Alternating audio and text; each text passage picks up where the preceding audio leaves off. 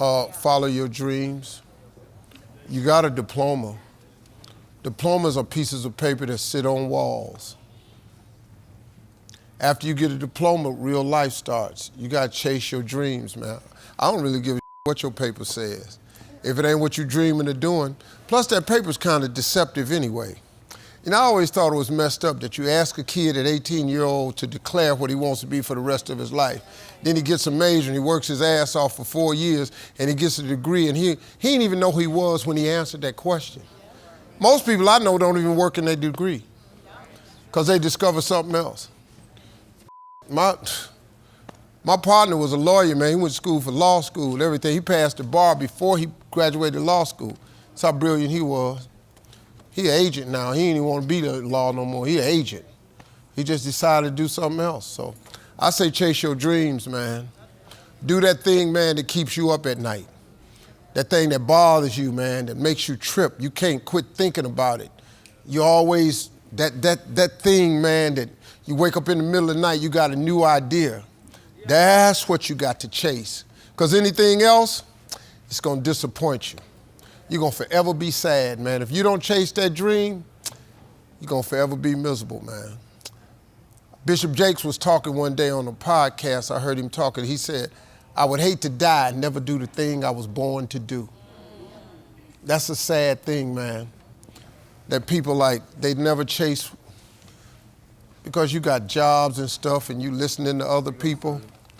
If I hadn't chased my dream, I wouldn't be here.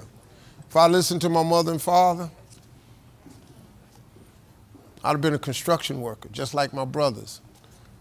Boy, this the work we do, we Harveys. I was out there on that bridge with that tar mop in my hand, swabbing that tar on them cracks on the freeway. I was thinking the whole time, I got to get the out of here. This is not what I'm dreaming of. I was never dreaming of that. I had a dream, man, I was a little kid, I wanted to be on TV. Some crazy shit in the 60s to sit up and say you want to be on TV. It was unheard of, man. But it's all I had. So, I would chase that dream, not that diploma. You got the diploma. It signifies that you have the ability to complete a task very well. And if you want to be a doctor, lawyer, you got to get a degree. Come on now. But what if you made that decision when you was 18, you want to be something else? You want to go be a writer, go be a writer. I mean, I could tell you, it's a sad way to make a living at something you don't enjoy doing. You're going to do that till you're 65, then you're going to retire, then they're going to give you a third of what you can't live on anyway. That's the plan. They're going to give you a gold watch, a turkey, and 1/3 of what you're having a hard time living on now. Nah. I would go chase that dream, see what God got for me. Probably better than what you had in mind anyway. Everything you're going through is preparing you for what you asked God for. You just got to quit tripping while you're in the process, because the process is necessary. You may not see it now, but when he gets you on the other side of it, you're going to see exactly why it went that way, and you're going to be okay with it. See, the problem that people do is you get in God's way. See, you tell God what you want, then you mess up and tell him how you want him to do it. The problem is you can't tell God how to bless you. All you got to do is write down what you want. God will give you everything you write down. I'm telling you, it used to be a lot of stuff on here I had to take off. You don't see no cars on here because they all in the garage. That God I serve that done this for me, he'll do the same thing for you. Your real life ain't in your present circumstance. Your real life is not in your current situation. Your real life is not in your paycheck. Your real life, he tucks it away in your imagination. The Bible says, a man is as he thinketh. God created us in his image. God thought of this world. He thought of it, so he created it. So he made you just like him, that your thoughts can create things. Albert Einstein said, imagination is everything. It's a preview to life's coming attractions. Everything you imagine is a preview to a coming attraction. Once you understand that and quit looking at your imagination as hocus pocus, it opens up a wide range of things and possibilities. When you have these ideas of greatness, you got to go forward, because it's not going to be a right time. Just go. Listen to me. This is serious what I'm telling you. Don't you think it's nothing else. Imagination is everything. It's the preview to life's coming attractions. That simply means everything that's in your imagination is a preview of a coming attraction that God has for you. That's why he puts it in your imagination. And so all these things you've been imagining has been God planting seeds in your head of what he has for you. That's why when you're driving down the street and you see the car in the window, you imagine yourself driving that one instead of the one you got, because that's the car God will give you. God is in your imagination. He ain't in your paycheck. He ain't in your current set of situations. God is in your imagination. That's why when you tell your imagination to the wrong people, it don't go nowhere. You ever had something you thought was a brilliant idea and you took it in there to your family and your loved ones and they shot it down? You know why they shot it down? Because they couldn't see it. You know why they couldn't see it? Because God didn't show it to them. He showed it to you. I walked in that house, man, and told everybody I was quitting my job to go be a comedian. Everybody in that house shot that down.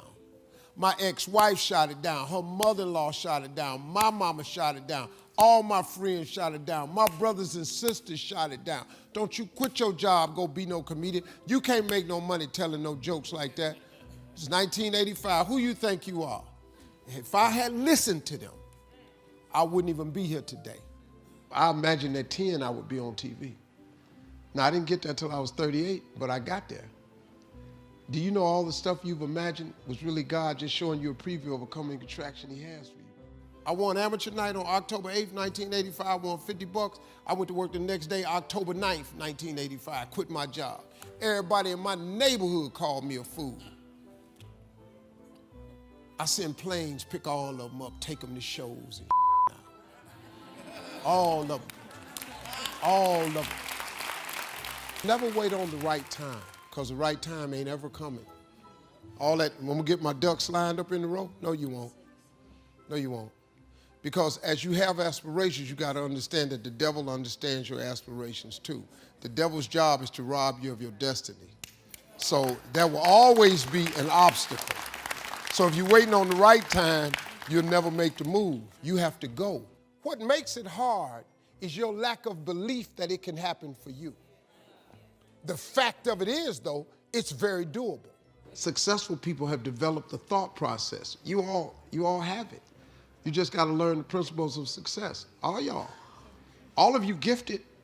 All of you have a gift. God made you with a gift that brought all of you are gifted people. I kept telling them jokes.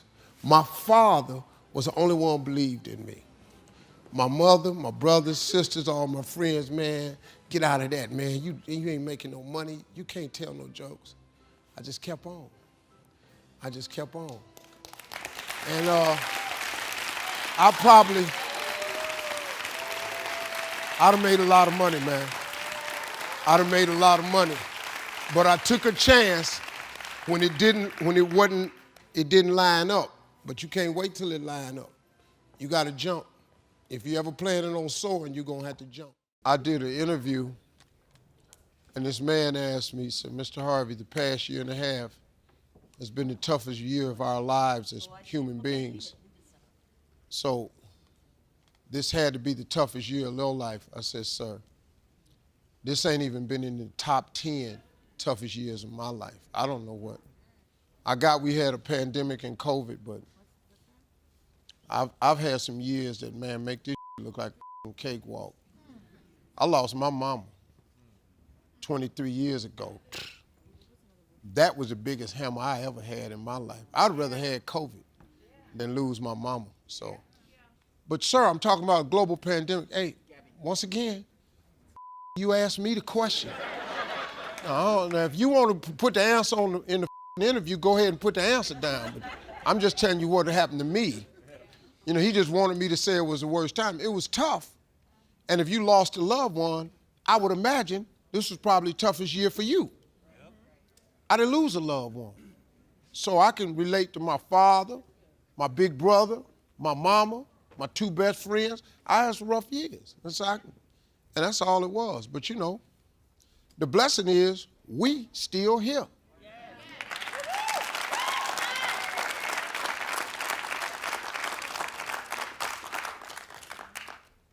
I had a lot of good stuff happen during the COVID myself. But, you know, and you had some good stuff that happened too.